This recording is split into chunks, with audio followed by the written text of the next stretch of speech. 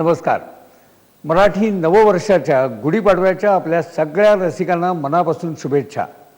या नव्या वर्षाच्या नमनालाच आम्ही आपल्या सर्वांच्या अत्यंत आवडत्या पद्मविभूषण आशाताई भोसले यांना घेऊन आज आपल्यासमोर येत आहोत आणि त्यांच्या एका नव्या उपक्रमाची ओळख करून देणार आहोत. आपल्याला एव्हाना माहिती झालंच असेल की काही ना काहीतरी नवनवं केल्याशिवाय आशाताईंना चैन पडतच नाही आणि त्या सातत्याने अशा नव्या नव्या कलाकृती आपल्यासमोर सादर करून आपल्या सगळ्या मराठी मनाच्या रसिकांच्या मनामध्ये चैतन्य निर्माण करत असतात. असाच एक नवा प्रकल्प आहे 82 मराठी पॉप अल्बम.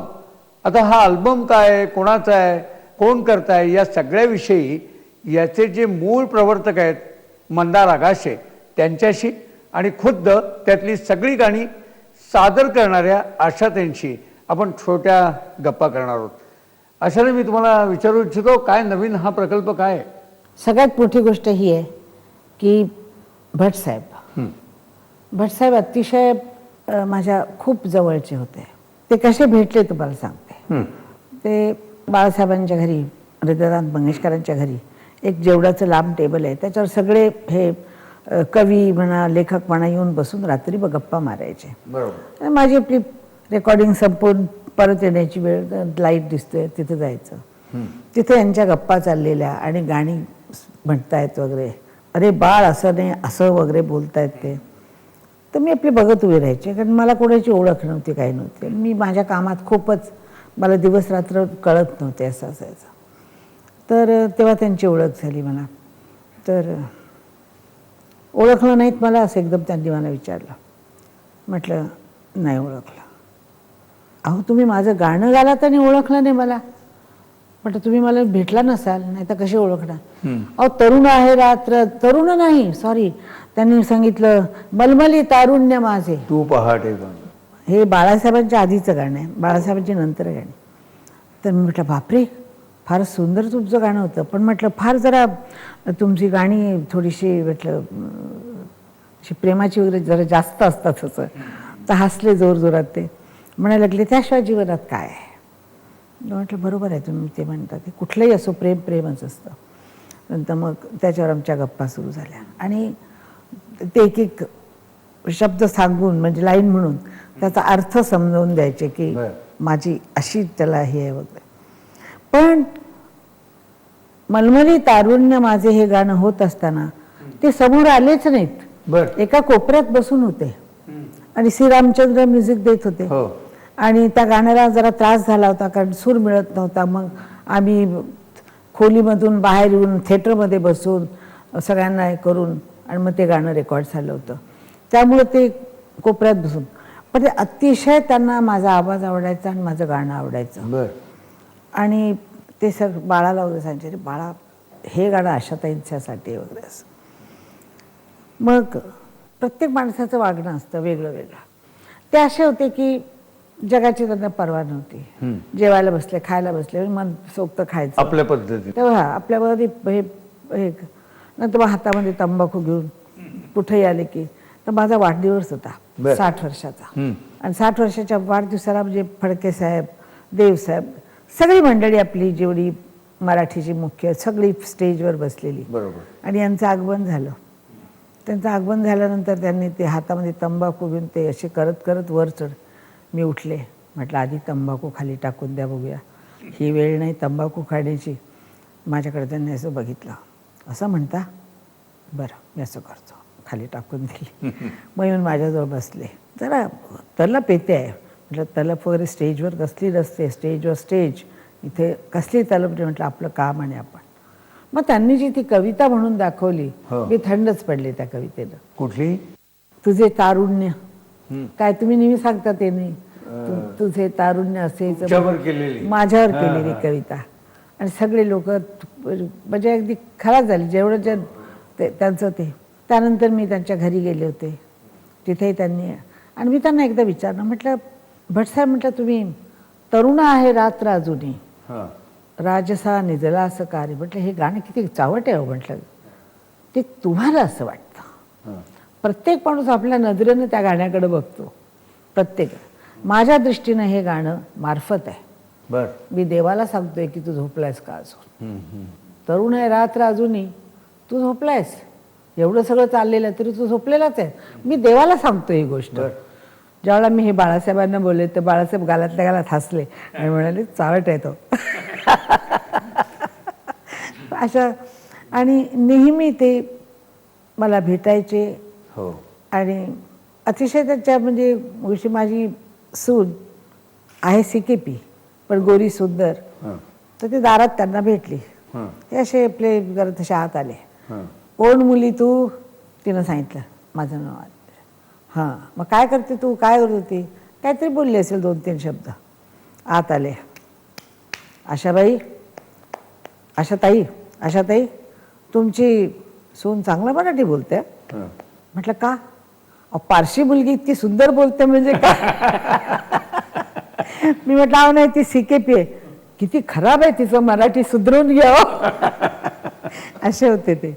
फार मजा यायची. मजेशीर मिश्किल, तुम्ही केव्हाही कुठल्याही कार्यक्रमामध्ये सुरेश भटांच्या बद्दल मनापासून बोलत असता. आणि मनापासून त्यांना प्रेम करते. प्रेम करत. त्यांची एक एक कवितेचं आहे की श्वास तुझा बालकंस, स्पर्श तुझा पारिजात. असं कोण लिहू शकतं? खरंय, खरंय. त्यावेळेला मला ते एकदा बोलले होते की हा मुलगा, मी बघितलं असं, मी त्यावेळेला जास्त ओळखत वगैरे नव्हते, हा पुण्याचा मुलगा आहे आशाताई, आणि हा फार मोठा मुलगा आहे, म्हणजे फार मोठ्या माणसाचा मुलगा आहे, आणि गाणी चांगली करतो, मला त्याची गाणी आवडतात वगैरे असं. तर तू एक बाळासाहेब जे करतात ते क्लासिकल आणि ते असं मोठं काम असतं. हे म्हणजे हा जो करतो हा तरुण मनाचं करतो. म्हटलं कोण आहे तुमचा हा मुलगा? मंदार आहे. हां, मग त्यावेळेला मला नावं लक्षातच राहत नाही. मंदार आहे. म्हटलं मग तू एक काम कर की ही गाणी केव्हा ना केव्हा जरूर कर. बरं. ते इतकी कामात होते, माझी इच्छा असूनही लांबतच गेला. आणि बऱ्याच वेळेला होतं की आयुष्यामध्ये आपण विचार करतो की आपण हे करायचं आहे, आणि कसल्या तरी कारणानं म्हणा, नशिबानं म्हणा, ते कधी होऊ शकत नाही. आणि आपल्याला शेवटी खंत राहते त्या गोष्टीची. ती खंत माझ्या मनाला इतकी लागलेली होती. पण त्यांची गाणी करताना एकच खंत मनाला राहिली की ते समोर नाहीत. बरोबर. ऐकाय म्हणजे आता त्यांचं मनातलं स्वप्न सुरेश भटांच्या साकार होत आहे, पण ते प्रत्यक्षात नाहीये. ते नाही. हरकत नाही, पण त्यांना नक्कीच तिथपर्यंत पोहोचेलच. अशातही तुम्ही हा मुलगा जो म्हणताय तो मला वाटतं तुमच्या शेजारी बसलेला मंदार आगाशे ना? मंदार आगाशे सर्वांनाच खास परिचित. मंदारची मला सगळ्यात गोष्ट काय आवडते की मंदारला मी ज्यावेळेला बघितलं होतं त्यावेळेला त्याचं लग्न नव्हतं झालं. आणि लग्न झाल्यानंतर मी त्यांच्या घरी गेले होते. असं चढण असलेलं घर, जसं राजेशाही असं होते. तुम्ही मनात म्हटलं वा. आणि अति मोठ्या माणसाचं घर आहे हे कळत होतं. आणि त्यानंतर बरीच वर्ष आम्ही भेटलो नाही. मी विसरूनही गेले की कोणी इतकं जगामध्ये माझं फिरणं असतं. तर मला लंडनची माणसं एकदम विचारतात आम्ही भेटलो होतो, तुम्ही विचार करत होते. खरंच माझ्या लक्षात राहते. आणि काही काही लोक असे असतात विसरळ, मी त्यातली आहे.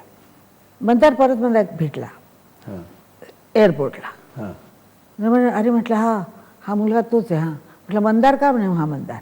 अशा ते ओळखलं नाही मला. म्हटलं ओळखलं. काय करतो? मी अमेरिकेला जातो. तू अमेरिकेत काय करतो? मी ऑफिस काढलं आहे. तू आणि एवढं काम केलंस? एवढ्या सगळ्या उलाढाली आयुष्याच्या जात असताना त्या सगळ्या नीट करून हा मुलगा आज अमेरिकेला जातोय, काम करतोय. मला खूप आदर वाटला. आणि असं वाटलं की मुलं व्हावीत तर अशी व्हावीत. त्यानंतर त्याचे एक एक काम बघत गेले मी. तो सॉफ्टवेअरमध्ये काय करून राहिला आहे, किती तो काम करतोय ते सगळं बघून. आणि सगळ्यात गोष्ट ही की अतिशय शांत. 2 महिने मी लक्ष दिलं नाही तरी त्यानं माझा पिछा सोडला नाही. मी एकदा फोन आला, बघते मी फोन किंवा मेसेज आला, मला मेसेज उलट करताना येत नाही, तर मी वाचते आणि सोडून देते. मग हळूहळू मी मराठीचा त्याचं हे करून त्याला 1-2 शब्द लिहिले. तो खुश झाला की अच्छा चला मार्गी लागतंय. मग त्याचा फोन यायचा. मग त्यानं काय केलं, झाडाचं मूळ पकडल्यावर ते हलू शकत नाही वरती पानं, तसं त्यांनी माझ्या मुलाला पकडला. माझा मुलगा आनंद भोसले. आणि त्याला सांगितलं की मला असं काम करायचं आहे आणि अशातही काही पकडीमध्ये येत नाही. मग मला त्यानं सांगितलं की आई मंदार आपला इतका जुना दोस्त आहे, किती वर्षापासून ओळखतोय, करू टाक ना 2 गाणी त्याला करायचे. म्हटलं बाबा करते, पण ते परत हे काम संपायचं, ते काम नाही, करते. मग त्यानंतर मी गाणी ऐकायला सुरुवात केली. बरोबर. पहिल्यांदा वाचली गाणी आणि मी खूप हसले. बर. ठेवले मी तयार ओठाना, एकदा तू पुकार ओठाना. हा, हा. मी म्हटलं काय, म्हटलं हे माणूस आहे म्हणजे सुरेश भटांसाठी. हा. म्हटलं काय लिहून गेले आहेत, हो. काय लिहून गेले खरंय. लोक याला वाईट चावट म्हणतील, एखाद्या वेळेला हे म्हणतील की आशाबाई का गाल्या, हो. काय बोलू देत. मी तुम्ही कधी परवा केली नाही. वाईट काही चोरी तर नाही केली, नक्की. डाका तर नाही डाला, गाणंही गाया. आणि गाणं सुंदर आहे, मला ते आवडलं. खरं. आणि गाणं त्याच्यातलं ते पण फार सुंदर आहे. तर ते 2 गाणी पहिल्यांदा यांनी दिली. बरं. म्हटलं करूया, 2च करूया आधी. हो, हो. मग एक ऐकत गेले, मग एक चांगलं वाटत गेलं. मग शेवटी त्याला सांगितलं 8 दिवसात संपवायचं. मागं पडले मी, जर स्टुडिओत बसले, म्हटलं चल करून संपवून टाक. एक गाणं अवघड आलं की त्यांचं गाणं आणि ते रॉक. हो. रॉकमध्ये काय त्या गाण्याचे शब्द मी विसरून जाते. हेच शब्द ना, आता जगायचे असे माझे किती क्षण राहिले, आता जगायचे असे माझे किती क्षण राहिले, माझ्या धुळीचे शेवटी इथे किती कण राहिले. क्या बात आहे, क्या बात वा. आहे, क्या बात. त्या गाण्याला ज्यावेळेला रॉक केलं हां. त्यावेळेला मी जरा विचारात पडले, म्हटलं हे रॉक गाणं कसं काय केलं. हां. पण याचा कमाल आहे, त्यानं असे शब्द घेतलेत आणि त्याला रॉक केलंय. मांडणी, शब्दाची मांडणी. शब्दांनी मांडणी रॉकमध्ये करायची, त्या झन झन झन या तालामध्ये. त्यांची गाणी बहुत करून दोघं जसं सोशिले मी दुःख आता वगैरे असं होतं.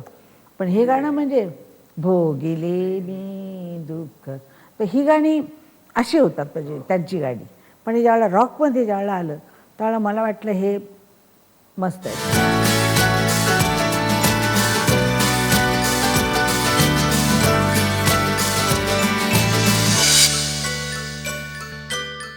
तुमच्या या रॉकच्या अनुभवाविषयी मी तुमच्याकडे येतोच पुन्हा, पण त्याच्या आधी मी मगाशी याला ओळख करून देत होतो आपल्या रसिकांसाठी. माझी सवय आहे ना, काय? एकदा बोलायला लागलं की खा पण खा तुम्हालाच बोलायला यांच्या सकट आम्ही सगळेजण उत्सुकच आता आहोत. आता मी त्याला बोलायला सांगते आणि मी आता गप्प होते.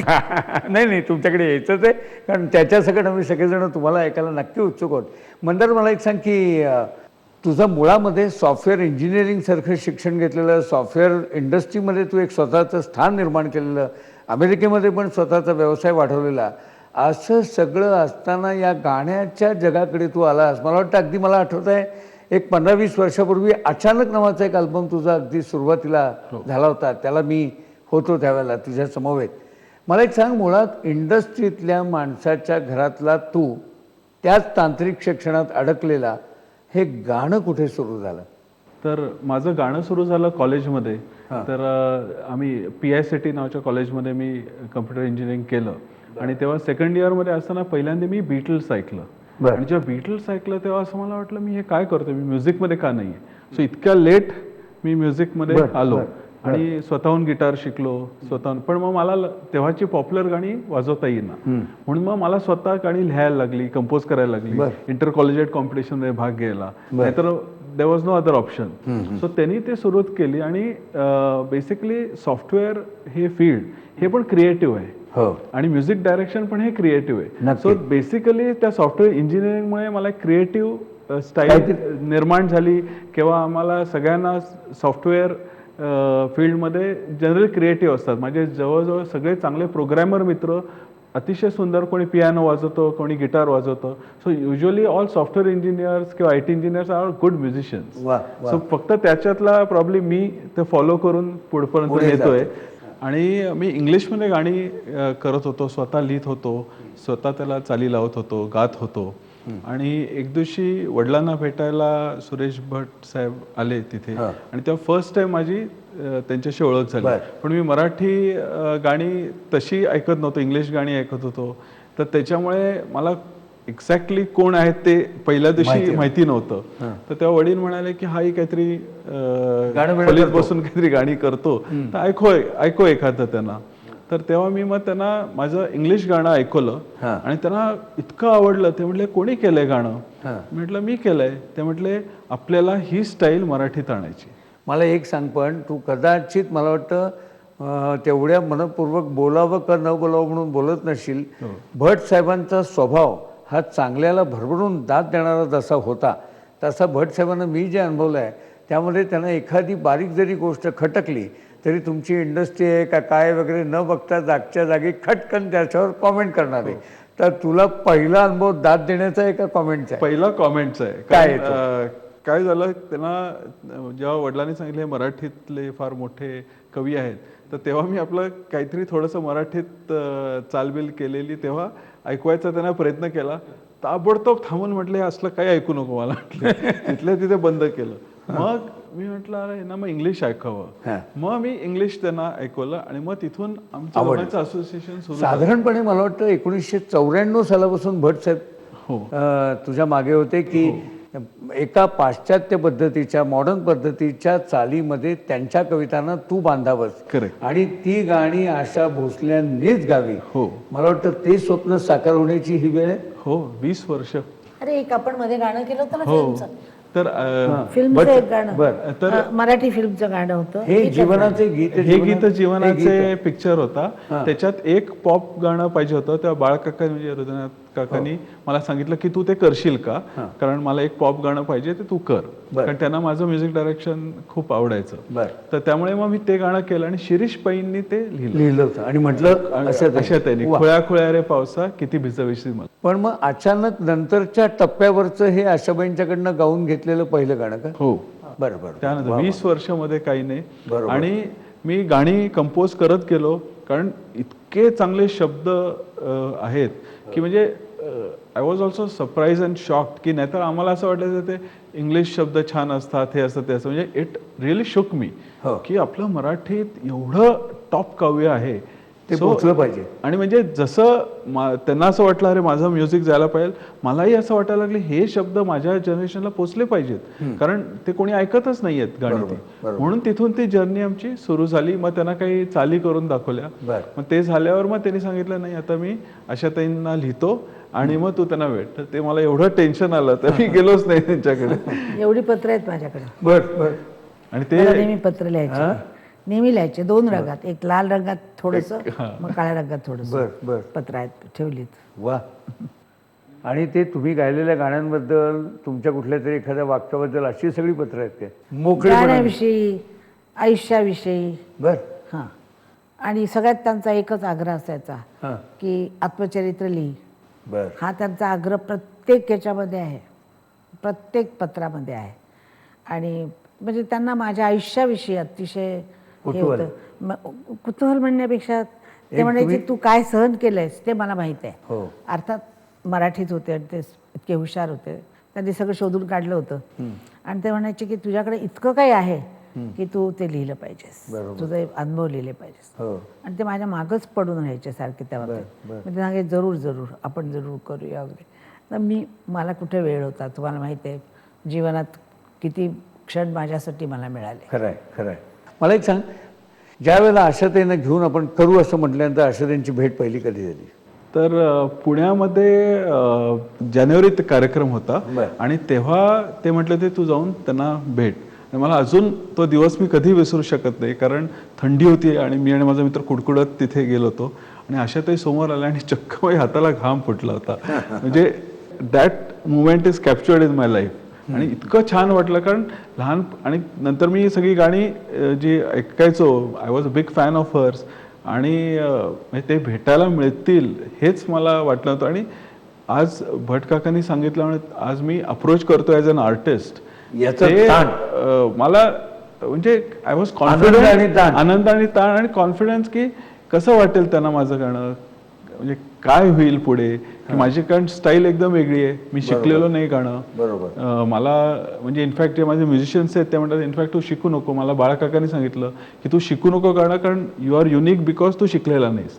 त्याच्यामुळे तू कॉर्ड्स तुला ज्या करेक्ट वाटतात त्या वापरतोस, त्याच्यामुळे ते गाणं वेगळं होत जातं. बरोबर. आणि ते स्वतः बीटल फॅन असल्यामुळे त्यांनी माझं प्रत्येक गाणं, मी रात्रंरात्र बसून त्यांनी माझं सगळे गाणी अनालाइज केली आणि त्यांनी मला सांगितलं हे छान आहे, हे कर ते कर. त्यामुळे त्यांना खूप आवडायचं, त्यांच्यामुळे मला प्रोत्साहन खूप मिळालं. बरं बरं. मला एक सांग, पण मग पहिलं गाणं त्यांना तू ऐकवलंस कुठलं? तर म्हणजे ऐकवायची तेव्हा ऐकवायचं हिंमत म्हणजे झाली शब्द नाही सांगितले. माझी. झालीच नाही हिंमत. मी फक्त बाळकाकांनाच ऐकवली आणि मग त्यांनी सांगितलं की हे या गाण्या पिक्चरसाठी गाणं आहे, तेव्हा अशा ते येतील, तू ते गाऊन घे त्यांच्याकडे. त्या रेकॉर्डिंगमध्ये पण मला वाटत नाही मी तुमच्याशी बोललो, पण म्हणजे आय वॉज असं शॉक्ड की माझी चाल ह्या गोल्डन आवाजातनं मला ऐकायला मिळते. मी आमचा प्रॉब्लेम किती 10 मिनिटात 15 मिनिटात संपलं असेल तेव्हा रेकॉर्डिंग. मला काही म्हणजे मी बोललोच नाही. मी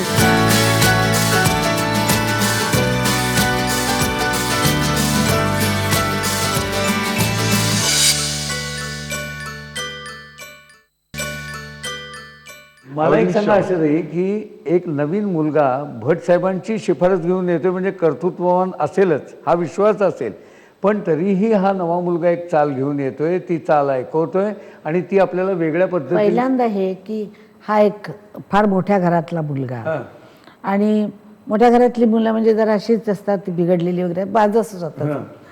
आणि लहानपणापासून शिकलेला मुलगा किंवा स्ट्रगल केलेला माणूस त्याचं वेगळं असतं.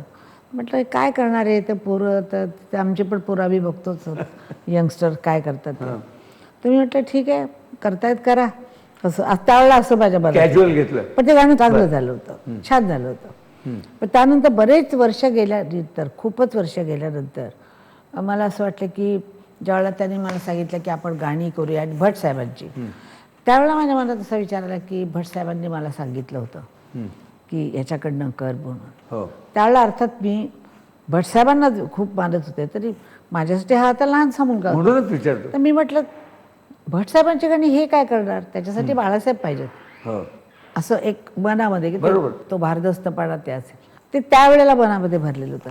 पण मी जसं जसं जग बघत चाललेले आहे आणि प्रत्येक जगाच्या पावलाप्रमाणे पावलं टाकत चाललेले आहे, तर मला हे जाणवत गेलं की जुनं फार छान आहे, ते लोक विसरणार नाहीत. पण अगदी जे लहान पोरं आहेत त्यांना असं गाणं पाहिजे जे ते स्वतः गाऊ शकतील. आज ॲडल जी लोकांना आवडते इंग्लिश, माझ्या नातीला म्हणा कोणा का आवडते, सोपं सरळ स्वच्छ गालेलं, हे असं काहीतरी नवीन आलं तर लहान मुलांमध्ये आपण परत येऊ शकतो. आता मी डब केलेली गाणी लहान मुलं गातात. आता तुम्ही बघा एका पिक्चरला ते गाणं आलं हंगामा हो गया, किती जुनं गाणं, पण ते परत लोकांमध्ये हिट झालं. याचा अर्थच मुलांना आवडणारं जर दिलं तर आपलं आयुष्य आणखीन वाढत जातं. 72 वर्ष झाली 82 माझ्या करिअरला लोकांच्या वयाची होत नाही, त्यामुळे करिअरची झाली आहे. मला पहिलं गाणं हे दिलं त्यानं, आसवांचे जरी हसे झाले हे तुला पाहिजे तसे झाले, हे फक्त तिरवर. चंद्र आला निघून गेला ऐन वेळी असे कसे झाले. मला इतकं आवडलं हे गाणं. ट्यून, शब्द तर काय प्रश्नच नाही, पण ती ट्यून मला इतकी आवडली की मला पुढं ऐकायची इच्छा झाली. जर पहिल्यांदा जर ट्यून बरी नसती ना तर ते कागद परत गेली असती, म्हणजे मी गाली नसते. पण हे गाणं मला पहिलं ऐकलं मी आणि मला फार आवडलं. मग मी दिवसभरी न न न न न न न न न न न न न. आता तुम्ही हे गाणं एखाद्या लहान मुलाला जर गायला सांगितलं तरी तो हरकत तर घेताना छान गाईल. सोपेपणामुळे, सोपेपणा, गोडपणा. सोपं नुसतं असणं हे नाही, त्याच्यामध्ये गोड पाहिजे. अति ताना करून केलेलं गाणं गोड नसलं तर काही फायदा नाही आहे. तर गोड असणं ही पहिली गोष्ट. तर या गाण्यांमध्ये एक गोडवा आहे. सगळ्या गाण्यांमध्ये एक गोडवा आहे, वेगळा गोडवा. ट्यून मधला तो गोडवा तुम्हाला आवडला मंदारच्या, आणि म्हणून तुम्ही पुढे आणि शब्द तर त्यांचेच भटसाहेबांचे उत्तम होते. दिवस हे जाती कसे अन ऋतू असे छळतात का, विसरते आहे तुला, विसरते आहे तुला, पण आसवे ढळतात का. दिवस हे म्हणजे दिवस हे जाते, ऋतू छळतात का, विसरते आहे तरी पण आसवे ढळतात का. हे गाणं पण मला फार आवडलं. आणि काही काही गाण्यांमध्ये मला असं वाटलं की त्यानं म्हणजे फार उंच जात आहे किंवा काय होतं, तर त्यांनी अतिशय समजदार म्युझिक डायरेक्टरसारखं बरोबर सांभाळून घेतलं बरोबर. आणि ते गाणी म्हणजे अशी हे झाली आणि एका दिवसात मला वाटतं 3 केली, अशी अशी गाणी आम्ही फटाफट केली. एकदा मनात आलं माझ्या, तुम्ही उभी जिगरच राहिले आहे. की उभी राहिले आणि जर नाही आलं तर मग मी वर्षावर पुढं सोडून लक्ष देता. ठेवले मी तयार उठाना एकदा तू पुकार उठाना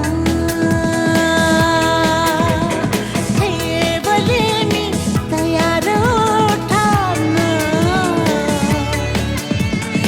एकदा तू पुकार उठाना.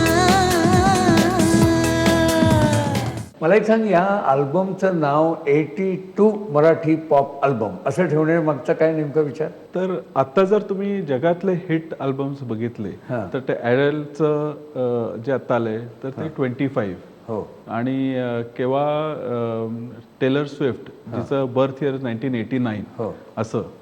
तर मी म्हटलं आज 25 म्हणजे त्यांना ती 21 होती आणि 25 मध्ये त्यांना खूप ओल्ड झालं असं असं वाटतं. वाटतं. म्हटलं अशा ते 82 असताना असं गातायत. सो प्रत्येक जण मला विचारतात अरे अशा त्यांचं वय काय. म्हटलं अल्बमचं नाव 82 पाहिजे कारण दॅट इटसेल्फ इज अमेझिंग खरंच आहे की 82 वयात असताना पॉप या अल्बम सादर आणि करणं. या क्वालिटीचा हो. That itself according to me will establish a standard की म्हणजे आम्ही 82 ला मी आणि माझे सॉफ्टवेअर इंजिनियर भेटतो आम्ही विचार करतो काय करत असू आम्ही 82 होऊ तेव्हा. म्हणजे आज she is having so much energy म्हणजे आणि गमत म्हणजे सकाळी जवळजवळ स्टुडिओ 1 तास लांब घरावरनं आल्यावर फक्त बसणार 5 मिनिटाच्या रेकॉर्डिंगला सुरू. अहो अशा मला एक गोष्ट कळली, खरी आहे का, तुम्ही रेकॉर्डिंगला येताना म्हणजे ती तुमची खासियतच आहे की पक्की तयारी केल्याशिवाय इतक्या वर्ष 72 वर्ष गाण्याची करिअर करून सुद्धा कॅज्युअल घेत नाही तुम्ही. येता येता तुम्ही एका ज्येष्ठ संगीतकाराकडे जाऊन मार्गदर्शन पण घेतलं ना. खरं आहे ना? देवसाहेबांना भेट. काय होतं ते नेमकं? देवसाहेबांनी गाणं ऐकलं, मी त्यांना म्हटलं यशवंत देव. ओठ. हां, यशवंत देव. ते ओठ तयार. तर ते 90 वर्षाचे. हो. त्यांनी हसायला सुरुवात केली, खूप हसले तेव्हा. हां. म्हणालेले भट चावटच आहे हां. पण गा. गा. मी गाऊन दाखवलं त्यांना. मला म्हणाले फार छान आहे गा. लोक बोलतील काही एखाद वेळेला पण लक्ष देऊ नकोस. म्हणजे मी कधी लक्ष दिलं आतापर्यंत. तर ते म्हणाले नाही छान आहे गा. आणि ते म्हणाले की भटसाहेबांविषयी कोण काय बोलणार, काय बोलणार त्यांच्या लिखाणाविषयी. त्यांची एक लाईन असली की बस, सही असली तरी बस, वा. असं त्यांचं मत आहे. पण ह्या पद्धतीचं मॉडर्न पद्धतीनं हे गाणं सादर करताना त्यांनी काही खास संगीतकाराच्या म्हणून टिप्स 90 वर्षाच्या संगीतकारानं 82 वर्षाच्या गायिकेला काही दिल्या का? ते मला तशा नेहमीच गाण्याविषयी सांगत असतात. सांगतात. हो, अच्छा. नेहमी सांगतात. त्याचा उपयोग झाला. अतिशय सांगतात की तुम्ही आ लावताना हां. सा म्हणताना रेचा उपयोग नीचा उपयोग करू नका. म्हणजे कसं आ असं करू नका किंवा आ असं करू. आ तर आच एकदम लावा, आ लावा. आणि अळ म्हणा, अळ म्हटलं की आ होतो आपला ळा. वा. तळा म्हणा. अशा खूप त्यांनी मला गोष्टी शिकवल्या बर. आणि मी अजूनही सातत्याने शिकत असते प्रत्येक गोष्ट. ते तर आहेच. तर मग मी त्यांच्याकडे जाऊन बसून मी त्यांना सांगितलं मला सांगा काय कमी आहे सांगा, काय कमी आहे सांगा. तर ते आहे. त्यांनी पहिल्यांदा मी 6 वरचा लावल्यावर मला आठी पडली डोक्याला. म्हणाले आठ्या का पडल्या तुमच्या, 6 बरोबर लागत नाही तुमचा, तुम्हाला आठ्या का पडल्या. म्हणजे सवय झाली होते का असं तानाविना मारताना. तर ते म्हणायला लागले की ते आठ्या काढून टाका डोक्याच्या. बर बर. आणि असे सरळ गा बघा छान. आणि हात कशाला हलवता, हात ताण घेतं का, हो. ताण तुमचा गळा घेतोय मग त्याला हाताची का गरज पाहिजे, तुम्ही त्याची जोर का घेता. पण ही सवय म्हणाले जाऊ शकते. गायला बसलात की अशाच बसा हाताला हात धरून. बर. आणि अशीच करते मी. क्या तर बात आहे. तर मोठ्या लोकांच्या मोठ्या गोष्टी खरं खरं. अतिशय म्हणजे गुरु मानते मी त्यांना अशा दृष्टीने. बरोबर बरोबर. आणि माझे सगळेच गुरु आहेत. होय. हा सुद्धा गुरु आहे. ज्यावेळेला त्यांना हे गाणं शिकवलं बरोबर. तर कुठं मला काय येत नसेल किंवा कुठचा सूर जात असेल तो त्याने सांगितला म्हणजेच मी शिकले काहीतरी. बरोबर. जे आपल्याला शिकवतात ते आपले गुरु असतात.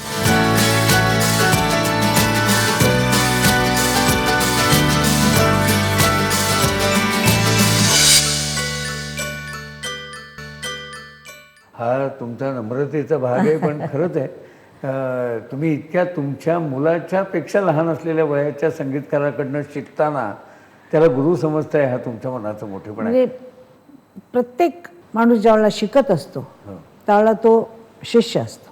कुठली कोण इंग्लिशाचा असो, मराठीचा असो, कसलाही असो.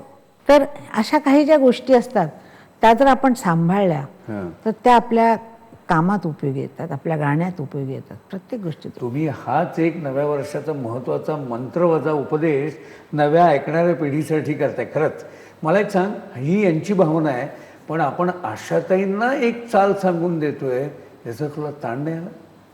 ताण म्हणजे काय मॅजिक होऊ शकतं. म्हणजे एकीकडे एन्थुझियाझम होता आणि ऑफकोर्स टेन्शन होतं की चाल गाऊन कशी दाखवणार मी आणि म्हणजे कसं होणार ते. आणि जेव्हा त्या स्टुडिओमधनं आत आल्या तेव्हा तोपर्यंत स्टुडिओ नॉर्मल होता. त्या आत आल्यावर एक तेज आलं स्टुडिओमध्ये आणि त्या एन्थुझियाझम तेज जे घेऊन आलं त्याच्यात हे होऊन गेलं. म्हणजे मलाही आता आश्चर्य वाटतं की कसं काय गाणी झाली, मी कसं काय. माझ्या पहिला प्रश्न माझ्या आईने विचारला, अरे तुला म्युझिक येत नाही, म्हणजे तू शिकलेला नाहीस क्लासिकल वगैरे काही, आणि तू आशाताईंकडनं कसं गाऊन घेतलंस. कमालच आहे. तेच आश्चर्य होतं ना. म्हटलं नाही, ते शेवटी ते एनर्जी आहे, ती एक वेगळ्या प्रकारची एनर्जी आहे या पृथ्वीवर. त्या एनर्जीच्या तुम्ही जवळ आलात की त्या काही करू शकता. या सगळ्या त्या दिवशीची मजा सांगते. ठेवले मी तयार ओठाना, एकदा तू पुकार ओठाना. आता याच्यामध्ये मला काय करायला पाहिजे, म्युझिक डायरेक्टर सांगू शकत नाही. बरोबर. कुठलाच म्युझिक डायरेक्टर तुम्हाला गाणं शिकवू शकतो, ट्यून सांगू शकतो, पण ठेवले मी तयार ओठाना, एकदा तू पुकार ओठा. म्हणजे मला त्या वयात मला जावं लागलं. हो, त्या वयात मी गेले आणि ठेवले मी तयार ओठाना. म्हणजे असं हे जे करावं लागतं ना, हे सगळं मी ज्यावेळेला केलं आणि ज्यावेळेला गाणं संपलं आणि मी आत गेले तर नोबू नावाचं रेकॉर्डिस्ट आहे, आसामी आहे, बंगाली येतं, मराठी येत नाही, पण तो रडत होता. अक्षरशः त्या डोळ्यात घळघळ पाणी चालू होतं, रडत होता. आणि आम्ही दोघंही असे मी बसलो जेव्हा होतो. आत गेले त्यावेळेला तो मला म्हणाला, मुझे ऐसा लगा अभी सुनते समय मैं 40 साल पीछे चला गया. जो तब वो तुमने गाए थे गाणे वैसा तूने आज गाया. असं एकदम डोळ्यात खळखळ पाणी रडत होता.